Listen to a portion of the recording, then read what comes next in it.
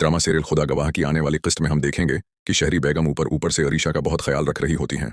वो उसके लिए फल वगैरह लेकर जाती हैं और कहती हैं कि आखिर कब तक उस इंसान का गम मनाती रहोगी जिसने पलटकर तुम्हारा हाल तक नहीं पूछा। नाक से की जाने वाली आवाज में अरीशा उनसे राफे के बारे में पूछती है कि क्या राफे का फोन आया या वो खुद आया, क्या उसने मेरे बारे में कुछ पूछा।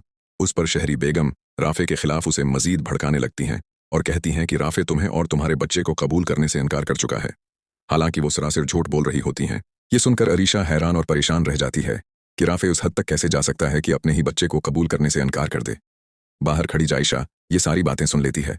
वो इतना जरूर जानती है कि उसकी ताई उम्मी छोटी सी बात को बढ़ा चढ़ाकर अरीशा को बताएंगी, क्योंकि वो कभी भी नहीं चाहती थी कि अरीशा और राफे का रिश्ता कायम रहे।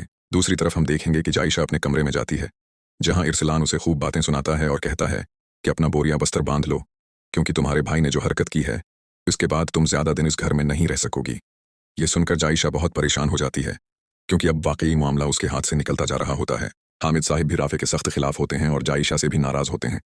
उन्हीं बातों को सोचते हुए जायशा अपनी वालदा को फोन करती है और गुस्से में कहती है, अम्मी, भाई ने भाभी के साथ ऐसा क्यों किया, उन्हें इतना जलील क्यों कर दिया। ये सुनकर उसकी वालदा यानी आलिया बेगम भी बहुत परेशान हो जाती हैं। दूसरी जानिब अरीशा जीन से मिलने जाती है। वो उसके पास जाकर उसे बहुत कुछ सुनाती है और कहती है, तुम्हारी उस दिन वाली फोन कॉल की वजह से राफे ने मुझे घर से निकाल दिया। इस पर जैन उसे कहता है, मैं तो तुम्हें यही समझाना चाहता था कि तुम ऐसे इंसान के लिए आखिर क्यों परेशान हो रही हो। अचानक जोर से सांस लेते हुए जैन ने अरीशा की तरफ देखा और निहायत संजीदगी से कहा, अरीशा, अब भी वक्त है, अपनी आंखें खोलो। जिस शख्स ने तुम्हें एक फोन कॉल की बुनियाद पर घर से निकाल दिया, क्या वो वाकई तुम्हारी मोहब्बत के काबिल था। अरीशा की आंखों में आंसू भर आए, मगर उसने फौरन जवाब दिया, तुम राफे को नहीं जानते, वो ऐसा नहीं हो सकता। जरूर किसी ने उसे मेरे खिलाफ भड़काया है। सेन हल्का सा मुस्कुराया और बोला, अगर वाकई ऐसा है तो फिर उसे तुम पर यकीन करना चाहिए था, न कि तुम्हें दरवाजे से बाहर निकाल देना चाहिए था। अरीशा खामोश हो गई। उसके जहन में एक एक करके वो तमाम लम्हे घूमने लगे जब राफे ने बगैर उसकी बात सुने उसे कसूरवार समझ लिया था।